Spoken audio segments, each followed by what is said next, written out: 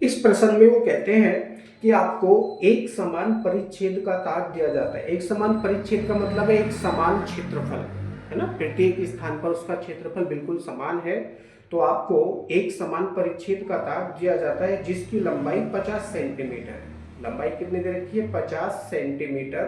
तथा प्रतिरोध 8 ओम प्रति मीटर है। अब देखिए, प्रतिरोध देने का मतलब समझ लो, प्रतिरोध 8 ओम प्रति मीटर है जिसकी लंबाई कितनी है? 50 सेंटीमीटर है। तथा एक 2 वोल्ट की बैटरी दी गई है। किस समायोजन में अधिक ऊष्मा उत्पन्न होगी यदि, अब इसके प्रश्न में दो खंड है, तार की कुंडली बनाकर उसके सिरों को बैटरी से जोड़ा जाए। सेकंड क्वेश्चन कहते हैं इसे दो बराबर भागों में काट कर दोनों को बैटरी के समांतर क्रम में जोड़ा जाए। दूसरे समायोजन में क्या व्यवहारिक त्रुटि है? अब देखिए, इसमें तीन प्रश्न पूछे हैं हमसे, तीनों को हम अलग अलग बता देंगे। यहाँ पर तार की लंबाई दे रखी है, पूरे तार की लंबाई L equal to 50 centimetre. Metre बना लेंगे, हो जाएगा 50 गुणा 10 की घात माइनस के 2, 10 की घात माइनस के 2 मीटर। आगे दे रखा है हमको इसका प्रतिरोध 8 ओम प्रति मीटर। 8 ओम प्रति मीटर यानी ये किसकी वैल्यू है? R बटे L की वैल्यू है। कितनी? 8 ओम प्रति मीटर। 8 ओम प्रति मीटर।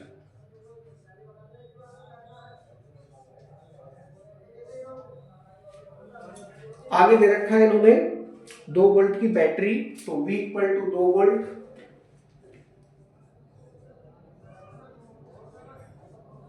दो वोल्ट की बैटरी है। अब देखिए, सबसे पहले हम याद करेंगे तार का प्रतिरोध।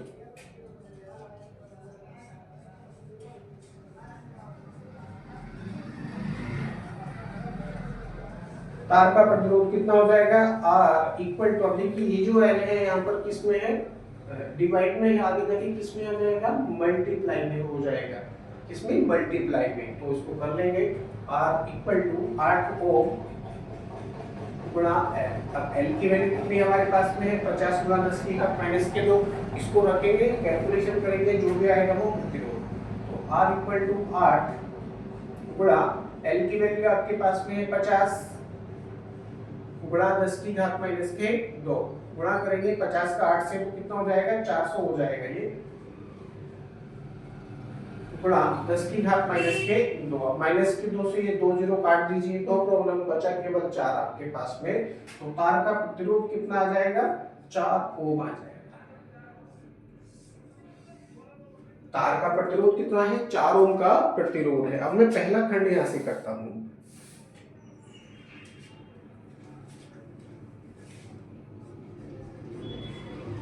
देखिए, दो कंडीशन है। पहली कंडीशन में क्या है कि इस तार के सिरों पर जो 50 सेंटीमीटर का वायर जो तार उन्होंने दे रखा था उसकी सिरों पर 2 वोल्ट की बैटरी लगा दी और हमसे पूछा कि इसमें कितनी ऊष्मा उत्पन्न होगी, यानी पी की वैल्यू सीधा सीधा हमसे पूछी है इन्होंने। दूसरा जो खंड है इस प्रश्न में, उसमें हमसे पूछा यदि तार को दो बराबर भागों में बांट दिया जाए और प्रत्येक भाग को दोनों समांतर क्रम में करके बैटरी से जोड़ा जाए तब कितनी ऊष्मा उत्पन्न होगी और इसमें क्या व्यवहारिक त्रुटि भी रहेगी, तो हमसे ये पूछा है। तो मान लेंगे कुंडली के सिरों को 2 वोल्ट की बैटरी से जोड़ने पर कुंडली में ऊर्जा क्षय अथवा उत्पन्न होने वाली ऊष्मा की दर लिखेंगे।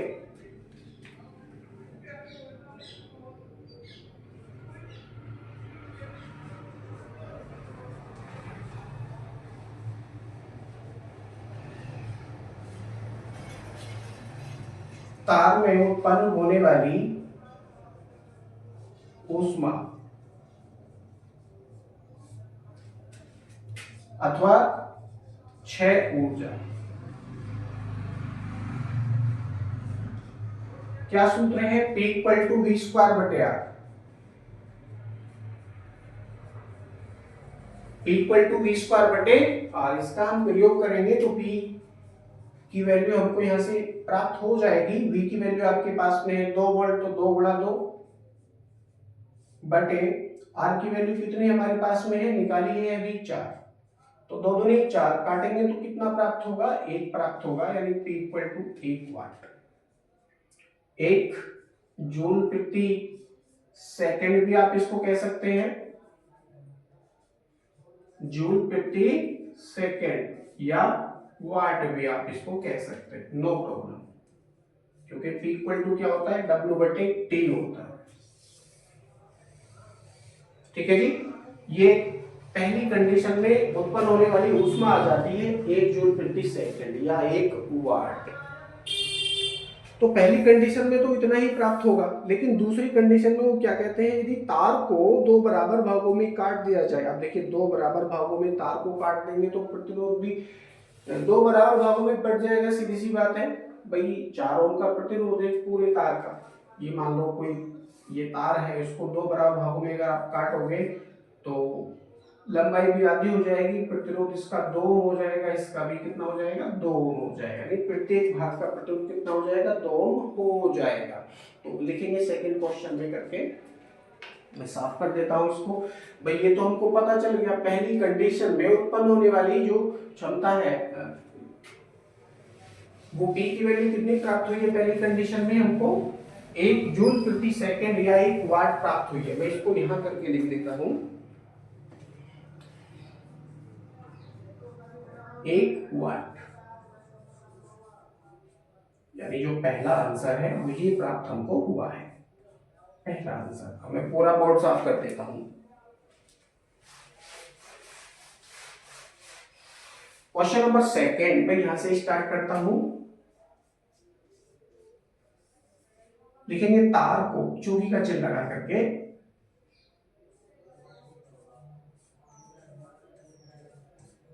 2 बराबर भागों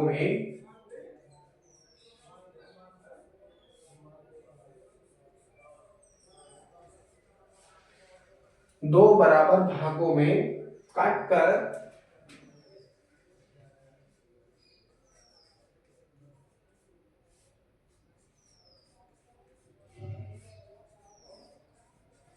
काटा जाता है, इसलिए तार के प्रत्येक भाग का प्रतिरोध, प्रत्येक भाग का प्रतिरोध कितना हो जाएगा, जरा देख लेते हैं। डैश लगाएंगे इसको, पहले भाग का प्रतिरोध R1, दूसरे भाग का प्रतिरोध आप R2 भी मान सकते हैं, क्योंकि 2 बराबर भाग किए गए हैं यहाँ पर। तो मैं इसको करके लिखता हूँ R1 equal to R2 equal to, अब देखिए R1 equal to R2 equal to R/2, क्योंकि 2 बराबर भाग किए गए हैं तो ये प्रतिरोध भी 2 बराबर भागों में बट जाएगा। मैं इसको आगे हल करता हूं, तो R की वैल्यू कितनी हमारे पास प्राप्त हुई थी, 4/2, डिवाइड करेंगे तो कितना प्राप्त होगा, 2 ओम, यानी दोनों भागों का जो प्रतिरोध है वो 2 ओम हो जाएगा, 2 ओम हो जाएगा।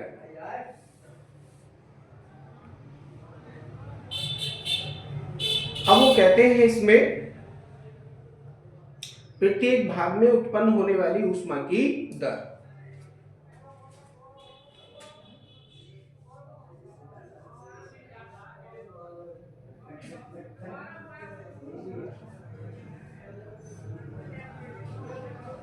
प्रत्येक भाग में उत्पन्न होने वाली ऊष्मा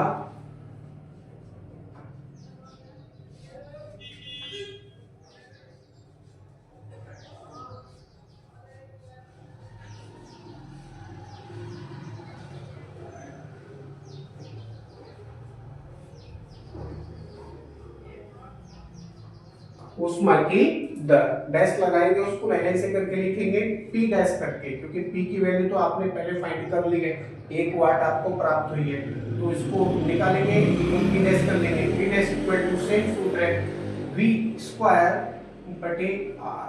अब R के स्थान पर चाहो तो आप R1 कर लो, चाहे तो आप R2 कर लो, दोनों की वैल्यू बिल्कुल बराबर है। तो मैं V के लिए R1 कर लेता हूं, तो क्या प्राप्त होगा, V की वैल्यू आपके पास में है कितनी, 2 वोल्ट, तो 2 गुणा 2 बटे, और R1 की वैल्यू कितनी प्राप्त हुई है आपको, 2, तो 2, 1 2 से 1 2 कटेगा, बचेगा आपके पास कितना, 2, तो P डैश इक्वल टू कितना आ जाएगा 2 जूल प्रति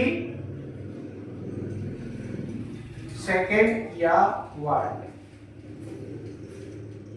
जूल प्रति सेकेंड या वाट।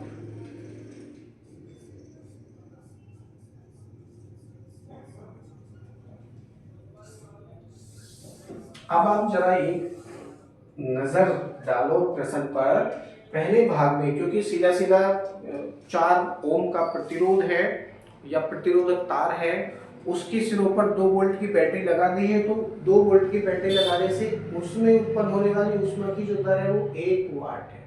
1 वाट, 1 वाट को 1 जूल प्रति सेकंड भी आप कह सकते हो, नो प्रॉब्लम है। दूसरी कंडीशन में क्या किया, दूसरे खंड में उन्होंने उसी तार को 2 बराबर भागों में काट दिया। अब 2 बराबर भागों में काटने से प्रतिरोध भी 2 बराबर भागों में बढ़ जाएगा और उसमें उसके प्रत्येक भाग में उत्पन्न होने वाली ऊष्मा की दर अब कितनी हो जाएगी, P dash equal to 2 joule प्रति सेकंड हो जाएगी। 2 जूल प्रति सेकंड या 2 वाट इसमें हो जाएगी। अब दूसरे भाग में जो दूसरा संयोजन है, अतः जब दोनों तार बैटरी के समांतर क्रम में जोड़े जाते हैं तब ऊष्मा प्राप्त होने की दर 4 वाट होगी, जो कि अकेली कुंडली की अपेक्षा 4 गुना है। ये तो प्रत्येक भाग में है, इसको मैं थ्योरी में करके लिख देता हूं।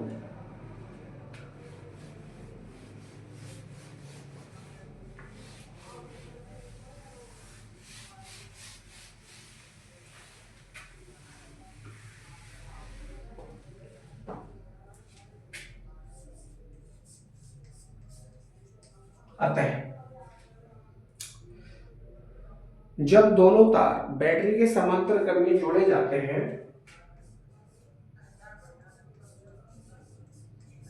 ये लिखना बहुत जरूरी है और ये त्रुटि भी पूछी है हमसे।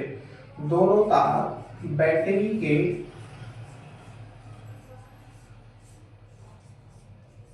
समांतर क्रम में जोड़े जाते हैं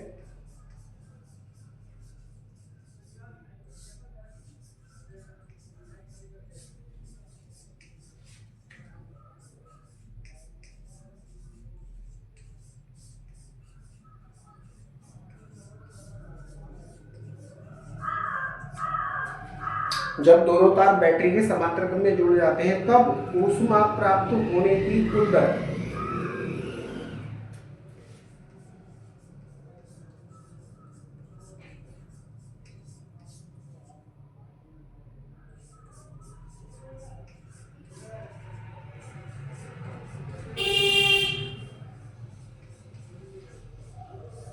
ऊष्मा उत्पन्न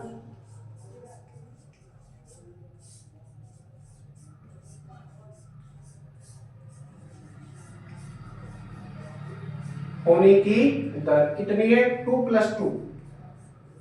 भाई एक भाग में कितने हैं, 2, दूसरे भाग में कितनी है, उसमें भी 2 है, तो कुल अगर देखेंगे तो 2 + 2 = 4 वाट।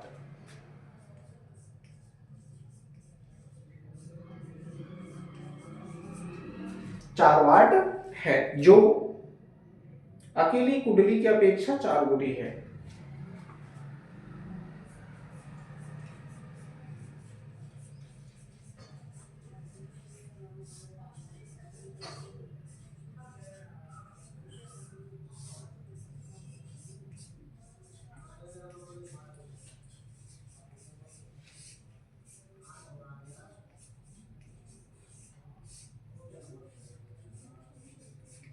जो अकेली कुंडली की अपेक्षा 4 गुनी है। स्पष्ट है कि दूसरे समायोजन से अधिक ऊष्मा प्राप्त होगी।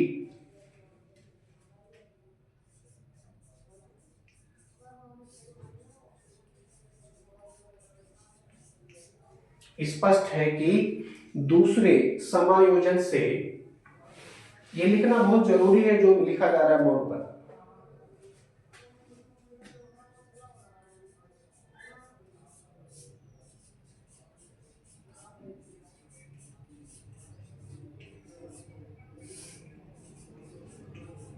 अधिक ऊष्मा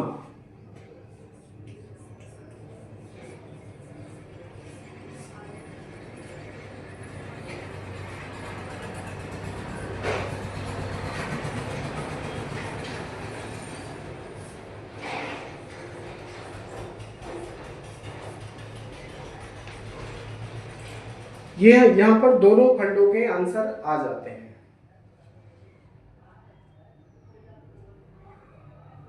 अब हमसे ये पूछा जाता है कि दूसरे समायोजन में क्या व्यवहारिक त्रुटि है। अब इस त्रुटि को भी हम बता देते हैं कि क्या त्रुटि है। तारों में वैद्युत धारा भी हम याद कर लेते हैं कि कितने कितने वैद्युत धारा प्रवाहित होगी। अब इस समय आई इक्वल क्या है, V बटे R। पहली कंडीशन में कितनी वैद्युत धारा प्रवाहित हो रही थी पहले खंड में, जरा देख लेते हैं। अकॉर्डिंग टू फर्स्ट खंड या फर्स्ट क्वेश्चन या first step equal to I equal to सूत्र है V बटे R। I equal to V बटे R। तो I की वैल्यू जो हम याद करेंगे, धारा याद करेंगे कुंडली में या उस तार में वैद्युत धारा याद करेंगे पहली कंडीशन में, तो क्या प्राप्त होगा, I इक्वल टू V की वैल्यू हमारे पास में है 2 बटे, और R की वैल्यू कितनी आपने प्राप्त की है, 4 ओम प्राप्त की है। R इक्वल टू मैं लिख देता हूं 4 ओम, तो 2 बटे 4 डिवाइड करेंगे तो कितना आ जाएगा, 0.5 एम्पियर आ जाएगा। यानी पहली कंडीशन में तो उस तार में प्रवाहित होने वाली वैद्युत धारा केवल आधा एम्पियर यानी 0.5 एम्पियर की वैद्युत धारा प्रवाहित हो रही है। लेकिन दूसरी कंडीशन में जब उसी तार को काटकर 2 बराबर भागों में काटकर उसको उसी बैटरी से जोड़ा जाता है, तब उसमें प्रत्येक भाग में प्रवाहित होने वाली वैद्युत धारा देख लेते हैं कितनी कितनी हो जाएगी। सेकेंड, अब इस धारा को मैं मान लेता हूं I dash equal to V upon R। I dash equal to V upon R, पहले भाग का प्रतिरोध R1, दूसरे भाग का प्रतिरोध R2। तो R1 और R2 दोनों की वैल्यू बिल्कुल बराबर है, इसमें से कोई सी भी वैल्यू आप रख सकते हैं। तो मान लीजिए R1 आप रख लेते हैं, तो रखेंगे वैल्यू, V की वैल्यू आपके पास में है 2 बटे, और R1 की वैल्यू कितनी है, ये भी 2 है, काटेंगे तो कितना आएगा, I डैश की वैल्यू आपको 1 एम्पियर प्राप्त होती है। I डैश की वैल्यू 1 एम्पियर प्राप्त होती है। अब जरा देखिए पहली कंडीशन में जो तार है 4 एम्पियर का, उसमें प्रवाहित होने वाली वैद्युत धारा केवल 0.5 एम्पियर की ही प्राप्त हो रही है, और दूसरी कंडीशन में जब तार को 2 बराबर भागों में काट दिया जाता है तो प्रत्येक भाग में प्रवाहित होने वाली वैद्युत धारा 1 एम्पियर की है, जो कि बहुत अधिक है, यानी 2 गुनी वैद्युत धारा है। ठीक है, तो लिखेंगे व्यवहारिक त्रुटि में, अतः दूसरे समायोजन में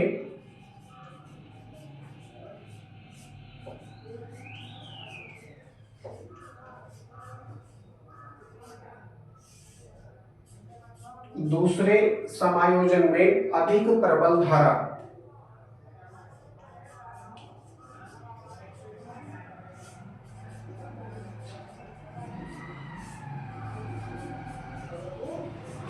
प्रबल धारा अर्थात 2 गुनी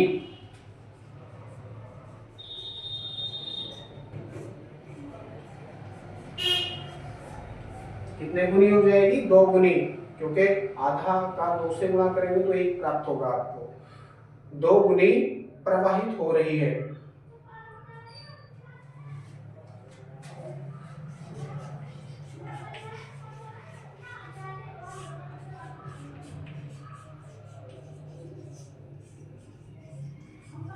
जिससे तार के पिघलने का भय बना रहेगा।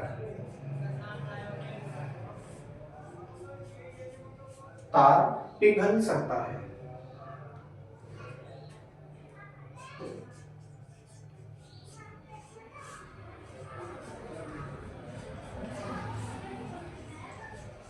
जिससे तार पिघल सकता है। यहां पर आने के पश्चात ये प्रश्न आपका कंप्लीट हो जाता है।